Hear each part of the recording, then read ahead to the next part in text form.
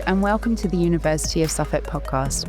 I'm Gemma Maten and today we're exploring one of the most talked about and fast-moving areas shaping the future of work and business, artificial intelligence. I'm joined by Dr Kakia Chatsiou, a lecturer here at the University of Suffolk, whose work focuses on AI, data and how emerging technologies are being used in real-world business environments.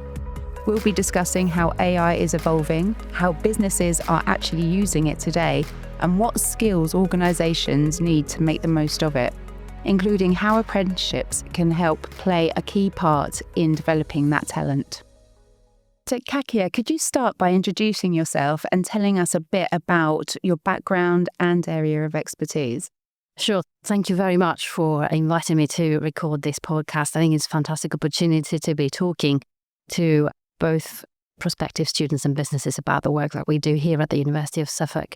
I am a lecturer in computing, and that means that I teach a lot of subjects such as information engineering, machine learning, AI, but I'm also the course leader for the data scientist apprenticeship here at the university and also interim course leader for a little while on the DTS, the Digital Technology Solutions apprenticeship.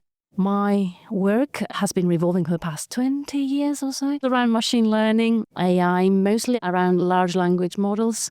And I have been working in and out with businesses in the Suffolk and Essex region around their digital transition, their AI, their data. And essentially, very big passion of mine is to make sure that everybody's aware of that as a tool. AI is here to stay. So the quicker we can get to grips with this technology and the quicker we can make it our skill set, the better we will be for everything that we do. Yeah, so enthusiasm about AI is the thing that encapsulates me. Absolutely. Fabulous. And again, thank you so much for coming in and doing the podcast here as well. AI does seem to be evolving incredibly quickly. So from your perspective, what are the biggest changes that you're actually seeing right now in businesses?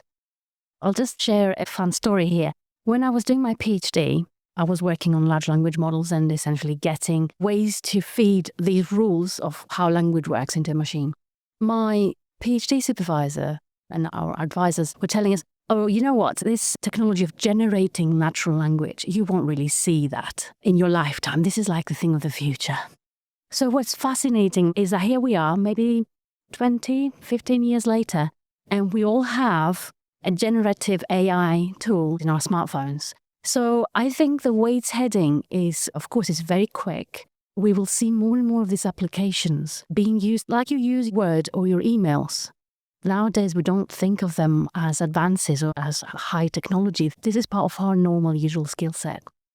And also, we will be seeing more and more organizations being aware of their data as an asset. So making sure that they look inside their businesses, what they have been recording, what they have been collecting in terms of data, and what they have been using, and making sense of it and looking at it as something that is worth capitalizing on and essentially start making decisions on it. So the role of a university in that transition is very important because we have, of course, the skills and research. We have been working in this space before it became trendy and became a big buzzword, yeah? So we're also the place where we have the skills to pass on that knowledge to younger generations. We are a knowledge organization. So I think it's very important that if you have a business, especially if you're in the region, come talk to us about maybe the difficulties you're facing, the challenges you're facing. And we certainly have something in place to help support the specific circumstances of what you're looking after. AI seems to be evolving incredibly quickly right now. So from your perspective, what are the biggest changes that you are actually seeing with AI? We've got an increased awareness. So one of the things that has been changing quite a lot when it comes to AI adoption in businesses is the speed by which everything is happening. So I think businesses have their own routines of doing things, their own cycles.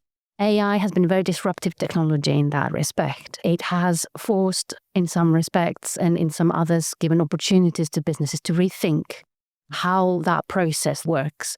And not only that, those that have managed or would be willing to change the way that they're doing things and adopt that technology into their workflows, we are seeing that they are essentially seeing the benefits really quickly. But the big gap, again, there remains. Is how aware is the business and, of course, the people. That's the most important thing. of what AI is, how it works, what is that technology, what can it help you with, what is its potential, essentially. I think the bigger challenge for businesses would be, first of all, understand what the technology is all about, and not understand it as a big buzzword, understand the practical aspects, in what circumstances this would be a good and useful technology for them to use. And of course, with AI, because you need data, what usually happens is the businesses start to become aware of the data sets and the data that they are recording or using. So a higher understanding of these as an asset, as something that a business can then enhance their products further. Absolutely. And as you say, this is something that is here to stay. So it's about businesses actually embracing that and being able to adapt and hopefully to then evolve their business into something even better than what they've got currently. Absolutely. We have loads of examples where a data-driven way of doing things has created new products. For example, a long time ago, when you were going shopping online, you were just shopping things. But big organizations like online retailers, for example, are able now to suggest to you what other people have bought. So how does that recommendation take place? There is loads of actions, loads of data about what other people have done, and the business has essentially capitalized on that, created a model, and is now giving you these suggestions just to convince you to stay on that online shop for longer, to spend more, and essentially increase their profit. So I think that's a fantastic example of that. Yeah, and then from that, you also get customer loyalty as well. Yes, of course. You get your lovely discount vouchers. So there's always a kind of, not a negative, like the other side of it as well. So yes, my local online shop or national online shop now knows all about me, whether I've got children or not, what sort of food I like to buy, whether I like fresh fruit or not. And of course, this is good for me because I'm getting relevant vouchers, but they have built a profile of me as well as a shopper. So this is interesting. And of course, we can talk about regulation later on and essentially how we as individuals, rather than businesses and universities, could be influencing that aspect of that technology. So with all these opportunities, what skills gaps are you actually seeing in businesses when it actually comes to AI and data? I think what we're seeing from having spoken to employers and, of course, students who are taking our apprenticeships, the data gaps, particularly related to AI, are around foundational data skills. What we mean by that is statistics, some very basic maths. So when you have essentially a collection of data, be it numerical or text or image or video, then you need to have an understanding of these differences in the mode of that data to then be able to determine what are the best methods for getting insights out of them. So that is something fairly new, something that we don't really think about as a normal kind of skill, as a normal activity. There's also loads of, call them translators. So data scientists are essentially translators. Why? Because they know their business domain really well. They know the data very well. They know what the business is trying to achieve. And they're essentially translating requirements. So they can bend the data to their will and the will of the business. And what comes out of it is you take raw data and what comes out is insight. So I think for me, this is translating. You're translating between and across domains. You are acting as the in-between that helps the business at the end of the day to improve on whatever it is that they're trying to improve and achieve their goals. So I think that awareness, being able to not just know the mathematics and the science behind it, but also being able to understand the domain and how it works. This is, I think, where the data analyst, the business analyst can actually fit in and help. And I think this is a skill that's lacking. I don't think anywhere in education we're actually teaching that. Apprenticeships are great for that because not only will you be getting the theory and the background behind it, you'll also be working at the same time. So you'll be seeing firsthand how that business and that domain works. It's perfect for building that kind of skill set. And that kind of skill is adaptable to pretty much most industries. Everybody needs to look at data and be able to understand it to then be able to progress, because without having that knowledge, you won't be able to actually then look into it and find out what's working, what isn't working. Absolutely. And one very big, important thing that we all keep forgetting, people skills. So your average business analyst or your average data scientist won't be just all about the data. It won't be just about the systems. They won't be just about the business. They will be about everything. So I think it's the all-round kind of skill set that will make them a very successful individual and then, of course, very precious for the business that they work for. Absolutely. This links nicely to skills development. So from September, we're launching several new apprenticeships. So how do programs like these help build AI capability? So we've obviously got data science coming up, we've got digital technology solutions, and we've got artificial intelligence. So could you go into a little bit more detail about that? Sure. So in University of Suffolk, we've been working with local employers and we've been delivering the DTS apprenticeship for several years now. So the Digital Technology Solutions apprenticeship. We have had so many discussions with the employees as well as the apprentices. So we felt, because we have a very strong master's program for international students as well as for local students in data science and AI that went really well. We've seen how we've essentially trained people that are experts in their domains to become data scientists. So it's a conversion course, as we call it. We then thought that since we have seen so many of these students now, I think it's the 5th or 4th year this master's is running, we saw the gap in the market. So the employers we were working with, the employers that our students were going to, were telling us that we have loads of gaps in that space. We want to do more. Can you send us more students? So we identified, obviously, that there is a gap in that skill set. So with apprenticeships, the new standard coming out, having had a data scientist, it was a no-brainer for us to essentially go for it. So we will be starting in September 2026, a level 6 data scientist apprenticeship and a level 4. I think it's AI, artificial intelligence. So the level 6 is essentially for those that want to graduate with both the apprenticeship as well as a BSc. But the level 4 is just those that only would like a taste of 1 year, the first year of a university essentially on AI. And we feel that we'll be helping both in the local region, filling in these skills, but also those that are already working in a business, in an organization, who have been tasked with doing more data, or who want to think about how their business will be or their organization will be transitioning into AI, to essentially have this reflection year, if you like, that kind of preparation year. We will be teaching them all the important things that they need to know. And of course, please get in touch with us because the curriculum is still evolving. With AI, you can't really stand still. Every 6 months, there's something new. So if you have requirements, if you really think that there's something in there that you would like to see that we're not doing, let us know. We are very likely to include it in the following year. That's probably quite a good thing to say, is that this year it might look like a completely different course in 2 years' time, in a year's time, just because AI and technology, it doesn't stand still. And I think also quite a good thing to mention as well with apprenticeships is it can be somebody that's been in the organisation for years and wants to upskill themselves. It doesn't have to be just a school leaver. So anybody that is interested in developing their knowledge within these sectors can go into an apprenticeship. And if the company is a levy payer, they can support that using their levy. If they're not a levy payer, they can do the levy transfer as well. So there shouldn't be any need for a business to actually pay out without using a levy. So essentially, in some respects, minus the paperwork that we help both apprentices and employees with, it's upskilling for free for the business because it's via the levy. So it's this fantastic opportunity. If you're listening, please get in touch because we can tell you how. But yeah, the onboarding team here at the University of Suffolk is very nice. So they will essentially handhold you and your employer as well. You won't need to spend a lot of time figuring out the details and the red tape. So we'll take care of that for you. Yeah. If you do have any questions or queries about the process within the apprenticeships, then we do actually have a podcast from the apprenticeship team that you can go and have a look at, and that will put you through the whole process from start to finish, so that you can go and have a look at that. We'll put a link on that as well at the end of this podcast.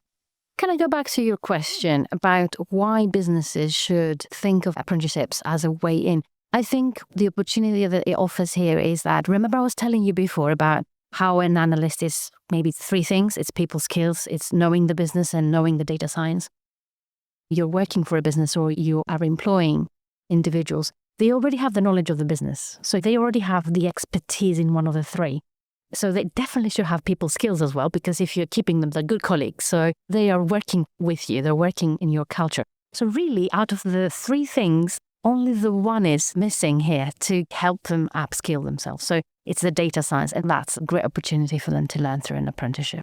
So who would you encourage to consider these apprenticeships from an employer and also from an apprentice perspective? This is a very good question. From the employer side of things, I would definitely think that anybody who's got either a big or small organization, doesn't really matter, who is wanting to know more about AI, data-driven decision-making, or even rethinking their flows, the way they conduct their business by integrating AI, I think all of these would need at some point to understand what data they have, what digital transformation looks like for them, and what the future of their products and their businesses and their services looks like. So the information and the insights that you will get the moment you start understanding what the technology is and how it works is like you have loads of aha moments. Oh, yes, that's what it's supposed to be doing. Oh, that's a great idea. So it's an opportunity to get a fresh pair of eyes on what your current business is, but also think towards the future. The more these businesses are essentially taking ownership of that technology, the more it will become a technology that shapes everybody's lives, not just one or two big companies that want to exclusively use it for a specific reason. Another very big benefit would be those companies that feel they would like to upskill their members of staff. Again, regardless of whether you want them to know more about AI or about something different, apprenticeships offer a fantastic opportunity to do that without you having to actually pay for it.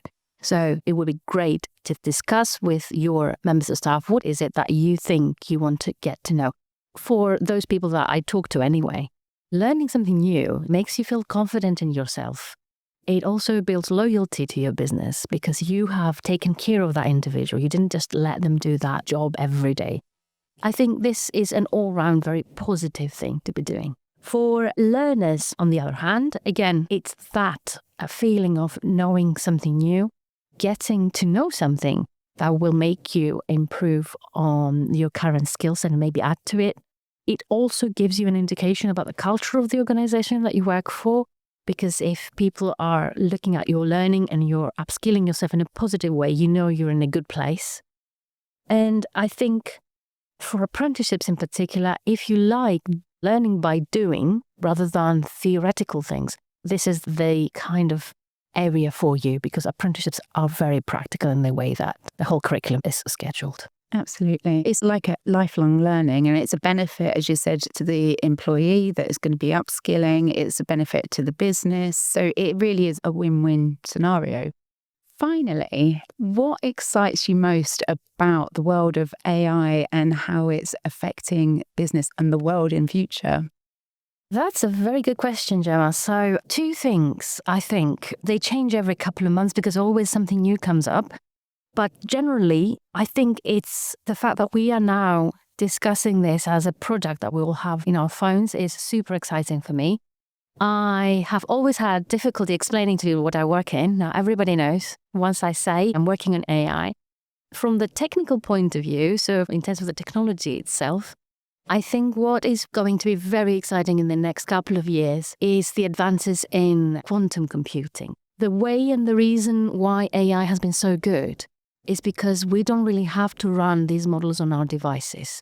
We can link to something that's somewhere else in the cloud, in a server somewhere. And the fact that we actually can use our phones, whatever the device is, and link to it, talk to it, and we send a request and we get a response back, that technology might take a few seconds. The computation that goes on behind the scenes will take a few seconds as well. With quantum computing, we now have essentially the power of maybe 1,000 phones into one single chip. Wow. So that will give us, I don't know what the potential is just yet, I don't think anybody knows, but that will give us so much more in terms of the computational power we will be able to use. So for the point of view of the technology, I can see a big jump in the potential of that. It did happen, this isn't new. We had AIs being built in local machines, in local servers. Universities had very big, powerful machines. The moment the cloud became available, then anybody and everybody could build one. You could rent a server and do it yourself. So things have evolved since then. But also, what I think will become very important is what some people call regulation, what I like to call moderation. For those of you around my age, What you might remember is that in the old days, when we had the www, World Wide Web, and we were going into forums or chat rooms, we had a moderator. The moderator was an individual whose task was to look after the community, make sure that there weren't people who were abusing each other and weren't abusing the tools. So I think that as soon as possible, we need to have loads of these tools and moderators and maybe AIs that do moderation to look after the way that AIs are being used. Bad actors, bad people will never stop using any technology for bad reasons.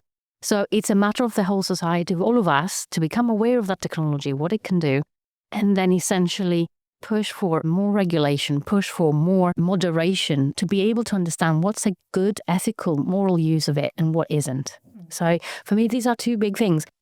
One is technological, the other one is social and socio-political. And it's very important to have all of these aspects to have a technology that is stable and it is used for the good of the people. Absolutely. And thank you so much for coming in and joining us. It's been so insightful having you impart your knowledge about the technology industry and obviously the apprenticeships that we've got coming up as well. Thank you, Gemma. It's been a pleasure talking to you and thanks for watching. So if you're an employer or an individual interested in building capability in this space, the University of Suffolk will be launching a Level 6 Data Scientist and Level 4 Artificial Intelligence Apprenticeship from September 2026. And on the back of the previous year's success, as Dr Kakia mentioned, we will be continuing with the Level 6 Digital Technology Solutions in September as well. Thank you for listening to the University of Suffolk podcast. Join us next time as we continue to explore the ideas, industries and opportunities shaping our region and beyond.